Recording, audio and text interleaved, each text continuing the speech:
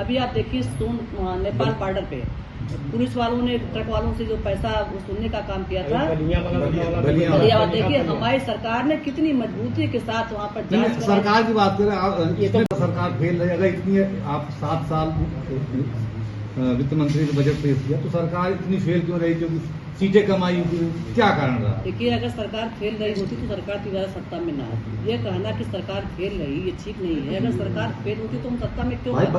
30 सीटों को घटने का कारण ये है कि विपक्ष के लोगों ने जनता में जाकर के गुमराह करने का बात किया, संविधान को खत्म करने की बात को उन्होंने एक शगुफा फैलाने का काम किया, जनता के बीच में जाकर के एक भ्रम की स्थिति फैलाया कि भाजपा के लोग आएंगे तो संविधान को खत्म कर देंगे। ये विपक्ष की चाल थी, लेकिन हम दावे के साथ कर सकते हैं हमारी सीटें भले ही कम हो गई होंगी, लेकिन हम बड़ी मजबूती के साथ उभरे हैं और बड़ी मजबूती के साथ हमारी सरकार काम भी करेगी। भ्रष्टाचार भी इजाफा हुआ है। भ्रष्टाचार हमारी सरकार में नहीं है। भ्रष्टाचार की अगर हम बात करें, आप कांग्रेस की सरकार को अगर आप याद करेंगे तो घोटालों की सरकार थी।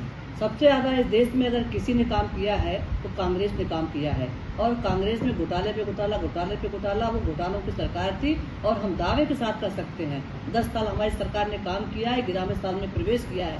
एक भी घोटाला आप नहीं बता सकते कि हमारी सरकार में किसी प्रकार का घोटाला किया हो। अगर किसी अधिकारियों की बात करते हैं, कोई अधिकारी घोटाला कर रहा है तो उसके लिए हमारी सरकार की बहुत पैनी नजर है। एक उदाहरण आपको देना चाहते हैं, सबसे ज्यादा भ्रष्टाचार। और आपके विधायक खुद आरोप लगाया है कि हम लोग की सुनवाई कहीं थानों से लेकर अधिकारियों तक भी सुनी जाती है, यहाँ तक कि डीएम भी नहीं। बदलापुर के विधायक का नाम पूरे देश में इस समय चल रहा है कि अधिकारी हम नहीं, और उनका एक कहना है कि संगठन जो है सरकार से बड़ा, लिस्ट से नाम हटा दिया गया। संगठन सरकार से बड़ी है कि सरकार संगठन से बड़ी है, ये चर्चा का विषय नहीं है। संगठन सर्वोपरि होता है, संगठन सबसे बड़ा है। लेकिन जहाँ तक ये अफवाह की बात है कि सरकार और संगठन, सरकार संगठन में कोई विरोध नहीं है, सरकार संगठन दोनों मिलकर के बेहतर काम कर रहे हैं। जहाँ तक भ्रष्टाचार की बात है, न सुनी जाने वाली बात है, कुछ अधिकारी ऐसे होंगे तो सरकार उसको भी चिन्हित करके, सरकार उसको भी फोकस कर करके ऐसा काम करेगी कि ये शिकायत नहीं आएगी। और अब हम योगी जी के नेतृत्व में हम ये कर सकते हैं। योगी जी ने अपने कार्यकाल में पूरे उत्तर प्रदेश को गुंडा से मुक्त करने का काम किया है, अपराधी से मुक्त करने का काम किया है, भ्रष्टाचार को रोकने का काम किया है। योगी जी ने बड़ी मजबूती के साथ सरकार चलाई है। अगर कहीं कोई शिकायत आएगी, सरकार उसको ध्यान में लेकर के आप ही के विधायक का आरोप लगाया है, आप ही के विधायक, हम नहीं कर रहे हैं, आप ही के विधायक का आरोप लगाया है। देखिए जहाँ तक आप विधायक ने आरोप लगाया है, कभी कभी बयान तोड़ मुड़ के भी हो जाता है। एक बात का आरोप मेरे ऊपर भी लगा था।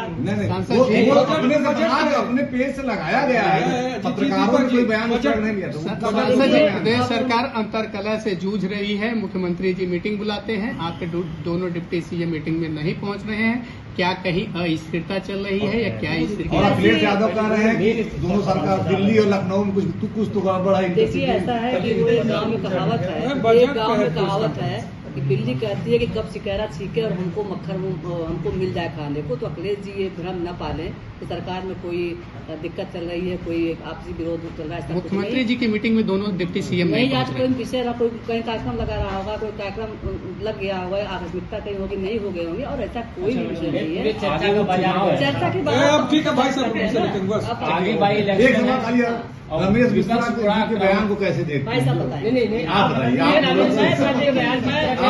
सरकार के लगाया। मैं तो यही कह रही हूँ, मैं तो ये कह सकती हूँ कि माननीय विधायक जी आपके जिले के लोकप्रिय विधायक हैं और नेता हैं, और आपसे भी उनका संबंध अच्छा है। आप उनको बुला करके प्रेस कॉन्फ्रेंस कर दीजिए। लेकिन जहाँ तक ये बात कहने की है कि विधायक जी का कोई ऐसा मंतव्य नहीं था, तो कभी कई बातें ऐसे निकल जाती है जो मंतव्य नहीं। उसके बाद भी बयान आया, उसके बाद भी बयान आया। अभी जो अमूल का प्लान खुला है वहाँ पर ज्यादातर लोग बाहरी लोग वहाँ भर्ती दिया।